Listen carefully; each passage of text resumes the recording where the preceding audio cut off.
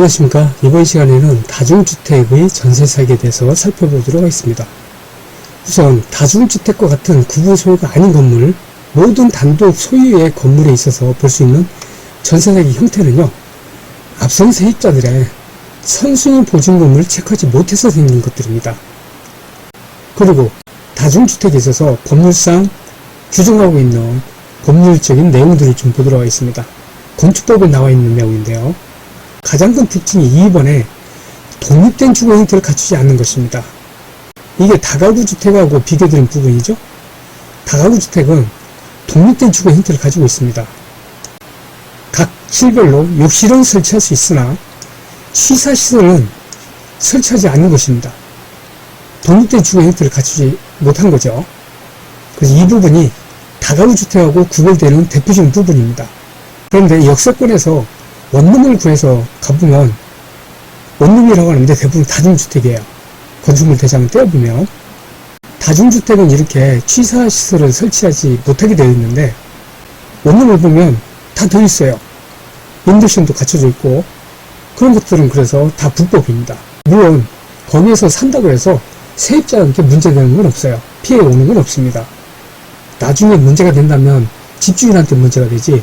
그래서 제가 동영상 올린 것 중에 주택의 종류에 대해서 이야기를 할 때에 다가구주택은 전셋집을 생각하시면 되고 이 다중주택은 하숙집을 생각하면 된다라고 말씀드린 적이 있습니다. 이 전셋집 할 때 주인하고 상관없이 다 알아서 살죠. 독립된 주거 형태를 갖추고 살죠. 그런데 다중주택은 하숙집을 생각하라고 그랬는데 하숙집 같은 경우에는 자기 방에 따로 취사시설이 갖춰 있진 않죠.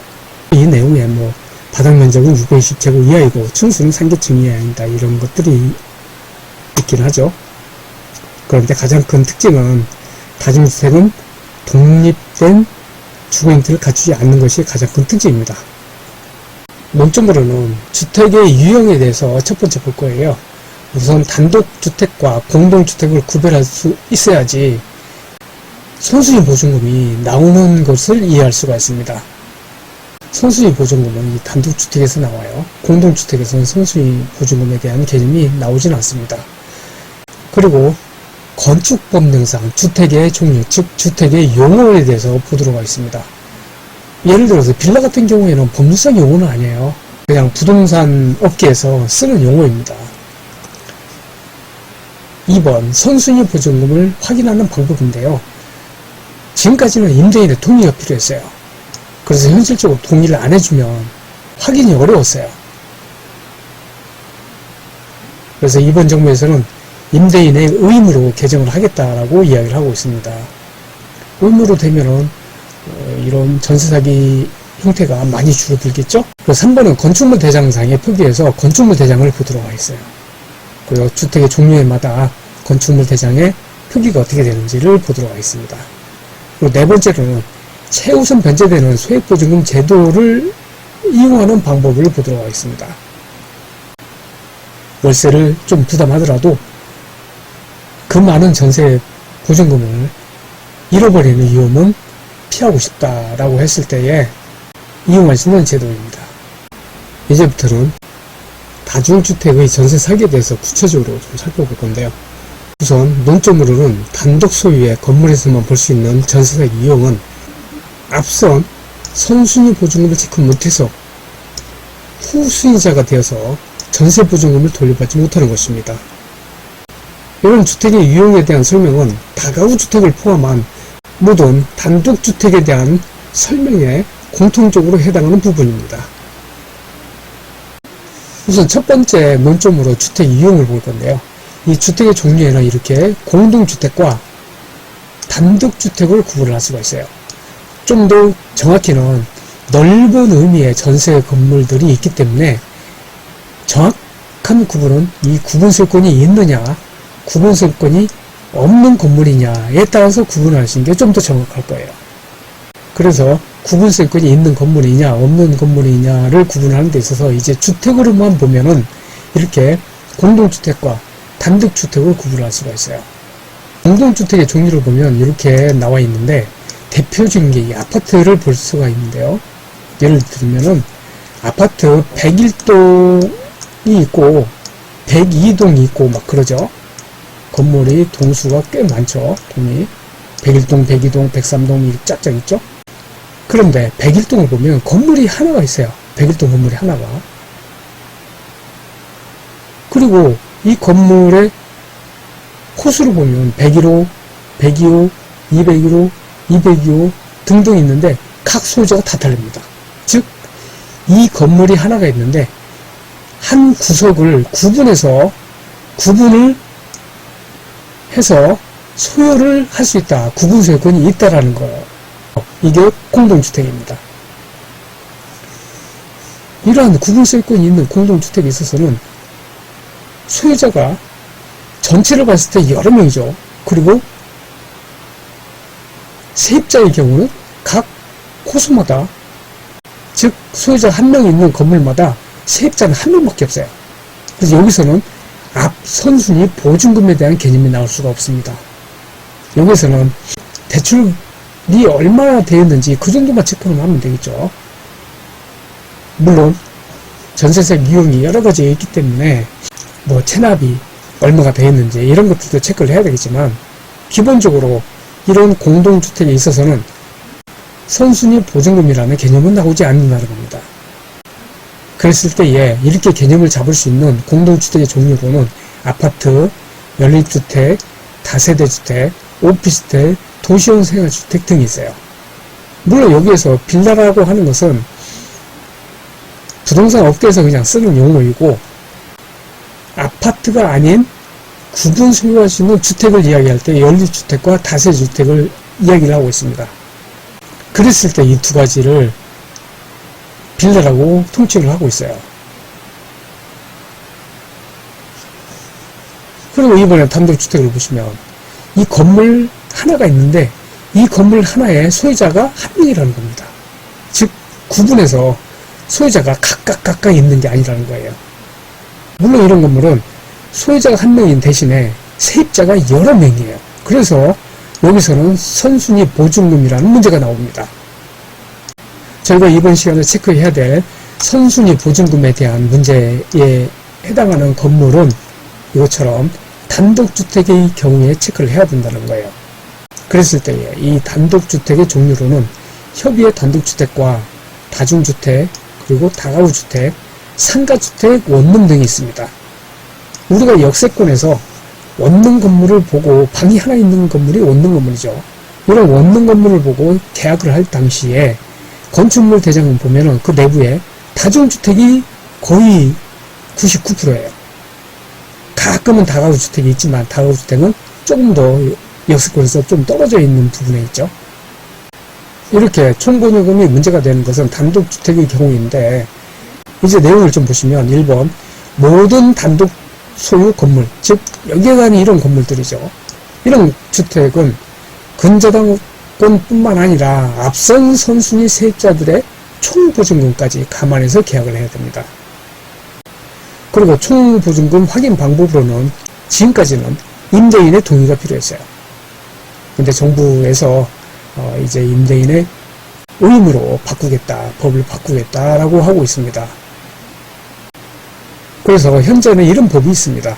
주택임대차 보호법 제3조의 6 사항을 보시면 임대차 계약을 체결하려는 자는 임대인의 동의를 받아 확정일자 부여 기간에 사망에 따른 정보 제공을 요청할 수 있다라고 되어 있어요.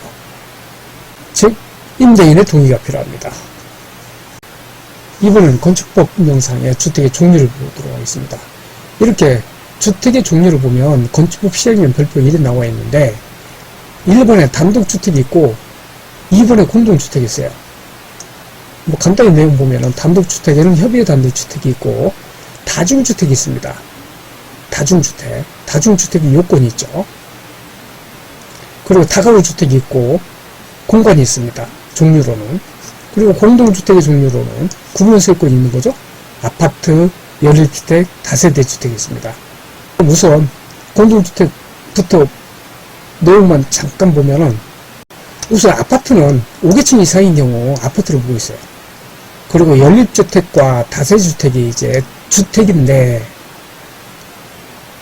아파트가 아닌 주택인데 연립주택은 바닥면적 합계가 620을 초과해서 좀 넓은 거예요. 그리고 다세주택은 바닥면적 합계가 620제곱 이하입니다. 그래서 좀 적어요. 그래서 고급 빌라는 연립주택을 이야기하겠죠. 그리고 이 두 개를 합친 거를 저희들 부동산 시장 업계에서는 이렇게 빌라라고 이야기를 하고 있어요. 그 중에 이제 고급 빌라라고 하는 것은 이게 넓으니까 연립주택을 이야기하겠죠. 연예인이라든가 청수가 살고 있는 고급 빌라의 경우 연립주택을 이야기하겠죠. 예, 다수주택은 좀 좁으니까 일반 서민들이 사는 빌라를 이야기하는 거고. 그리고 이번에는 문제가 되고 있는 단독주택의 경우입니다. 협의의 단독주택이 있고 다중주택이 있습니다. 다가구 공간이 있고. 다중주택을 보시면 대부분 역세권에서 그 전철역 여기 있죠? 가까운 원룸은 대부분 다중주택이에요. 이 요건 중에 특이한 것이 있는데요. 이번에 독립된 주거 형태를 갖추지 않는 것인데 각 시설로 욕실은 설치할 수 있으나 취사시설은 설치하지 않은 것을 말을 한다. 그런데 저희들이 원룸을 보면 대부분 취사시설이 있습니다. 인덕션이 있죠. 다 불법입니다. 근데 워낙 많으니까 서울 지역의 역세권에 워낙 많으니까 단속을 못하는 거예요. 근데 다음이 다가구 주택인데요. 다가구 주택과 다중주택의 가장 큰 차이점은 이 부분이 다가구 주택은 없다는 거예요. 따로 특별히 이런 서술이 안 돼 있기 때문에 이 다가구 주택은 독립된 주거 형태를 갖춰도 된다는 겁니다. 다가구 주택에 들어가 있는 전셋집 같은 거 보면 201호 현관문 안에 딱 들어가면 모든 독립된 생활을 영위할 수가 있죠. 자고 씻는 것도 할 수 있지만 먹는 것도 해먹을 수가 있어요. 취사시설이 있기 때문에. 그래서 특별한 요건이 아니기 때문에 따로 언급이 되어 있지 않습니다. 그 외에 가장 큰 특징으로는 19세대 이하의 요건입니다. 19세대 이하여야지 다가구 주택으로 보고 있습니다. 그 외에는 면적이 바닥면적 합계가 660제곱 이하, 660제곱 이하 이렇게 똑같죠. 그리고 층수도 주택으로 쓰이는 층수가 3계층 이하, 그리고 다중주택도 3계층 이하 이 요건이 똑같죠. 차이점은 이런 부분에서 차이점이 있습니다. 그리고 이번에는 건축물 대장입니다. 이 건축물 대장을 보시면 떼어봤을 때 이렇게 다가구 주택은 이렇게 다가구라고 표시가 되어 있어요. 그리고 만약 역세권에서 원룸 계약을 하는데 또 계약을 하려고 건축물 대장을 보니까 이 내용은 원룸이라고 적혀있지 않고 이렇게 다중주택으로 적혀 있습니다. 계약할 때 필수적으로 봐야 될 서류가 두 개가 있죠. 등기부등본하고 건축물 대장. 그래서 이번에는 보증금을 보호하는 그런 방법인데요. 결론적으로 보면 가로 1번에 대출이 있는 경우 근저당권하고 그리고 내 전세 보증금을 합한 총 보증금의 이 두 개 합이 건물 가격의 70, 80% 이해야 된다는 겁니다. 즉 전세가율이 70, 80% 이하로 계약을 해야지 안전하다고 이렇게 보고 있습니다. 그리고 두 번째는 월세를 좀 부담하더라도 내 보증금을 안전하게 지키고 싶다 하면 이런 소액보증금 제도를 이용할 수 있는 방법이다라는 거예요. 보증금액을 최우선 변제금액의 소액보증금 범위 내로 정하는 겁니다. 그리고 이 내용 또한 주택임대차보호법 제8조에 서술이 되어 있는데요. 주택가액의 대지를 포함해서, 즉 땅을 포함해서 땅과 건물 포함해서 2분의 1 범위에서 다른 담보 물권자보다 우선 변제해준다. 단 요건이 있습니다. 이런 소액보증금을 받을 수 있는 가짜 임차인을 방지하기 위해서 요건이 있는데요. 경매 신청 등기 전까지 대항 요건을 갖춰야 되고 이런 대항 요건은 배당 요구 종기일까지 존속을 해야 됩니다. 이런 요건이 없으면 집주인이 가짜 임차인을 막 집어넣겠죠. 그래서 가짜 임차인 10명만 집어넣어도 총 5천만 원씩 받으니까 5억을 받아낼 수 있겠죠. 그래서 이런 가짜 임차인을 방지하기 위해서 이런 요건이 필요합니다. 그리고 이런 소액 임차인과 최우선 변제 금액이 얼마인지는 이 지역에 따라 틀립니다. 그리고 또 최초 담보물건 설정에 따라 틀리는데, 어떤 건물 등기부등본 보면은, 즉 대출도 몇 개 나와 있는 경우가 있어요. 그랬을 때에 최초 담보물건을 기준으로 그때 당시에 서술되어 있는 이런 요건들에 대해서 해당하는 것을 찾아야 돼요. 그랬을 때에 뭐 현재 21년도 5월 11일 이후에 최초 대출이 이루어졌으면, 이때 적용되는 서울특별시에서는 소액보증금은 1억 5천만 원까지, 이럴 때에 최우선 변제금은 5천만 원까지 해준다는 거예요.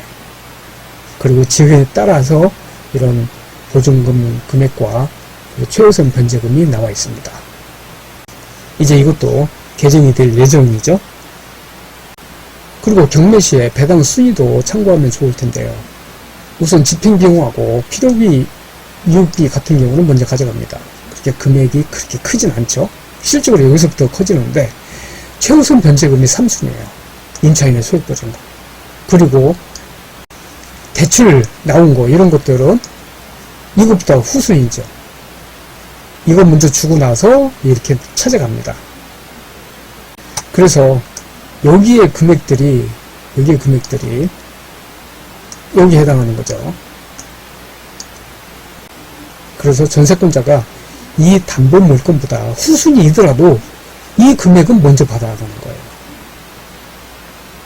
그리고 나서 이제 제대로 배당이 되는 거죠. 마지막으로 정리를 한번 해보도록 하겠습니다. 지금까지 한 것처럼 단독 소유, 구분 소유가 아닌 단독 소유의 건물에 전세 계약을 하는 경우, 첫 번째, 은행 대출, 즉 건설당권 뿐만 아니라 선순위 세입자의 총보증까지 확인해서 그 합한 금액이 건물 가격의 70, 80%를 초과하면 안 된다. 두 번째, 대출은 등기부등본에 표시되지만 선순위 보증금은 주민자치센터에 가서 확인해야 됩니다. 거기 가서 전체 확정일자 부여 현황을 발급받아서 확정일자 날짜하고 보증금하고 확인을 일일이 해보셔야 됩니다. 세 번째, 소액보증금 제도를 이용하는 방법도 있습니다. 보증금을 소액으로 하고 월세로 계약하는 방법이죠. 네 번째, 이사하는 경우 전입신고는 필수고 확정일자는 덤으로 하는 거. 그리고 만약에 전입시를 못하는 상황일 경우에는 전세권 등기라도 하셔야 됩니다. 결론적으로 단독주택의 전월세와 관련해서는 총보증금 확인을 꺼려하는 집주인과는 계약하지 마셔야 됩니다. 여기까지가 구분 소유를 하지 않는 단독 소유 건물에 대해서 전세 사기를 예방하는 경우를 살펴봤습니다. 그리고 잠깐 앞에서 봤던 전세권 등기라도 하라고 그랬죠. 그랬을 때에 이런 전세권 등기와 임대차 전입신고하고 물론 이사하고 확정일자 받는 그런 차이점에 대해서 한번 살펴보겠습니다. 우선 전세권 같은 경우에는 전세권 설정 등기 대상이 모든 부동산이 대상이 됩니다. 건물뿐만 아니라 토지에도 전세권 설정 등기를 할 수가 있어요. 근데 주택임대차 같은 경우는 주거용 건물에만 해당할 수 있습니다. 성격은 전세권은 물건입니다. 주택임대차 같은 경우는 원칙상 채권이에요. 집주인의 동의 여부, 전세권 등기하는 데는 집주인의 동의가 필요합니다. 주택임대차 같은 경우는 집주인의 동의가 필요하지 않습니다. 전입신고하고 확정일자 받는 거는 집주인 동의 없이 할 수가 있어요. 그리고 보증금을 돌려받지 못했을 때에 경매 청구가 있느냐 여부입니다. 전세권 가지고 경매 청구가 가능해요. 임의경비라고 하는데요. 그리고 주택임대차 같은 경우는 전세보증금을 못 돌려받던 경우 원칙상 그 계약서 가지고 경매 청구를 할 수가 없습니다. 그 계약서 가지고 따로 재판을 걸어서 그 보증금 반환 청구권이 나한테 있다라는 법원의 판결을 받아서 그 판결문을 가지고 강제경매를 신청할 수가 있습니다. 다음은 거주 요건인데요. 전세권 같은 경우는 거주가 불필요합니다. 그래서 전입신고도 필요 없어요. 당연히 살다가 주민등록을 다른 곳에 옮기더라도 대항력 같은 게 상실되지 않습니다. 그런데 주택임대차 같은 경우에는 대항력을 유지하기 위해서는 거주하고 전신고가 반드시 필요하죠. 그리고 또한 이사 마음대로 가면 안 되죠. 대항력은 언제 생기느냐 할 때 전세권 등기는 접수한 날에 대항력이 생깁니다. 그런데 주택임대차는 인도받고 즉 이사하고 전신고를 한 다음날 0시부터 생기죠. 우선 변제권도 또한 접수 일자에 생깁니다. 그런데 주택임대차는 이런 대항력과 확정일자 중 늦은 날에 생깁니다. 대신에 전세권은 최우선 변제권이 없어요. 주택임대차는 최우선 변제권이 있습니다. 이렇게 전세권 등기하고 주택임대차의 간단한 비교를 해봤는데요. 세입자 입장에서는 이 부분이 꽤 활용이 좋을 수가 있어요. 우선 전입신고하는데 집주인의 동의가 필요가 없습니다. 그리고 또한 최우선 변제권도 보장이 돼요. 물론 그 집에 이 전세권 등기도 하고 그리고 전입신고 확정일자까지 받고 하면 두 군데에서 보호를 받을 수가 있습니다. 네, 여기까지 해서 다중주택에 대한 전세 사기의 경우를 살펴봤습니다. 다음 시간엔 또 다른 내용으로 찾아뵙도록 하겠습니다. 감사합니다.